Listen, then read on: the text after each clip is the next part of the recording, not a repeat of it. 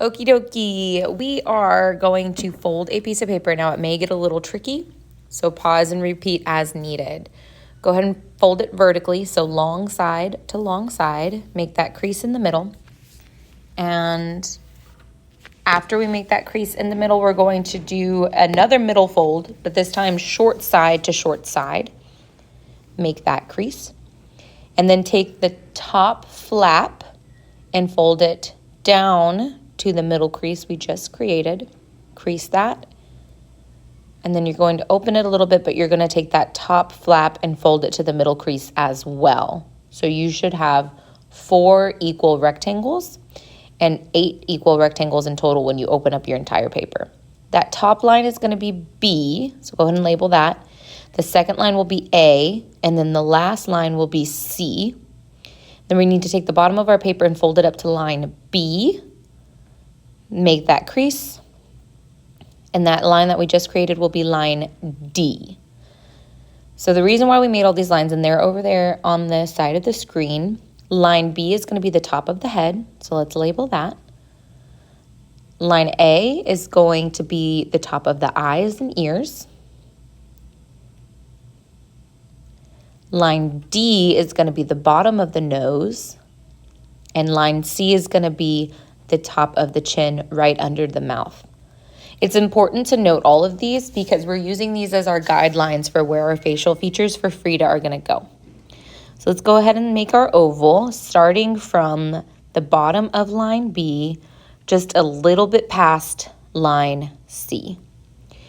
The top of her head is curved, but her face does come to kind of a pointy chin.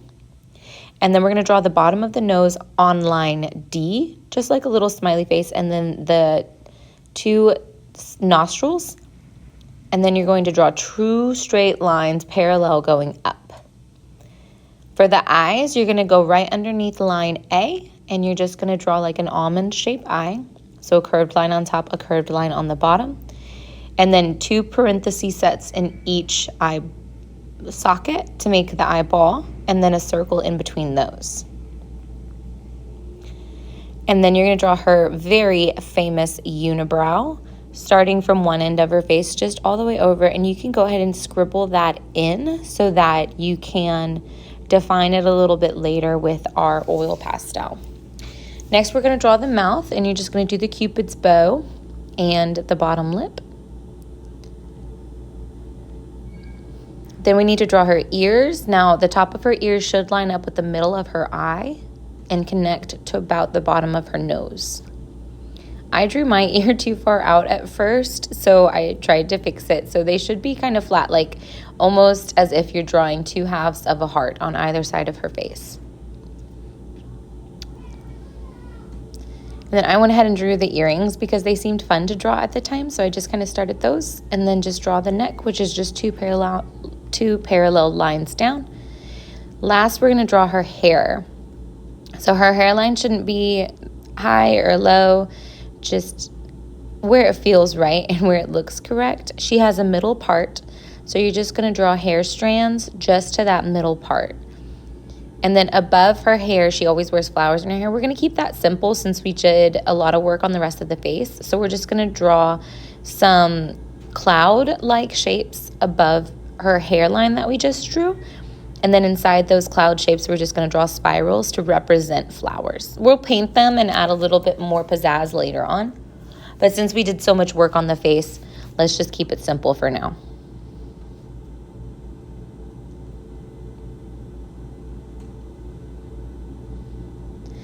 Go ahead and finish any last little details you want. You can make the earrings as big or as small as you would like to, as detailed or undetailed as you need. I will leave that part up to you. Now is a great time to go ahead and catch up with anything that you may have missed.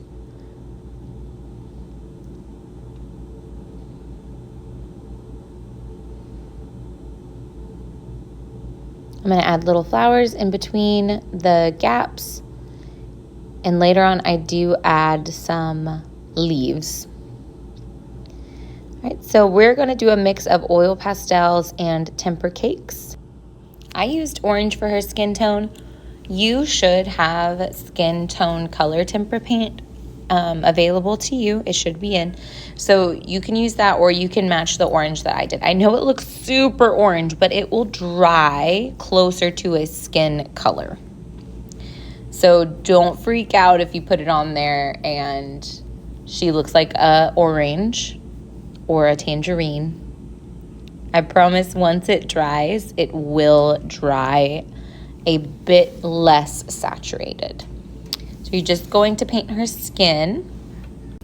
After you finish her skin, go ahead and add the details. I started with her earrings again because, again, I thought that they were fun.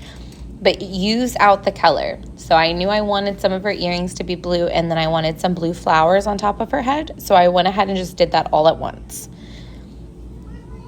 I am asking that you also choose a color and use it everywhere you would like to use it.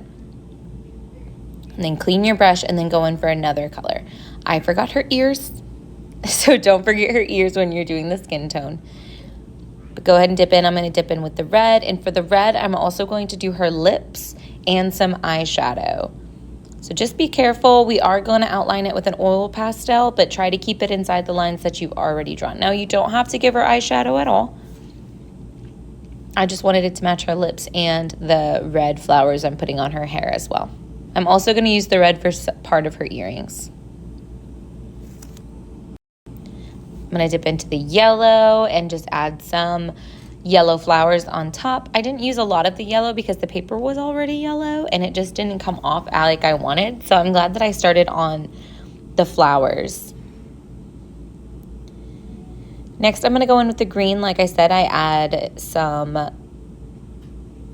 leaves and some greenery to her headpiece.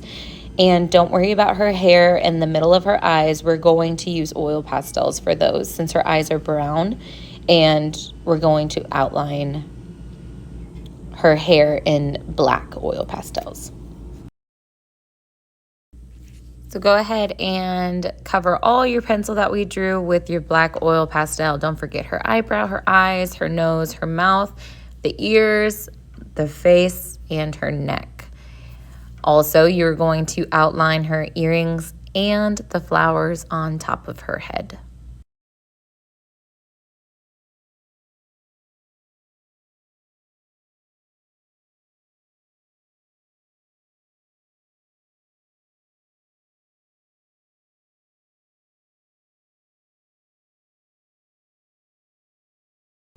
And just like that, we have a beautifully symmetrical Frida Kahlo portrait.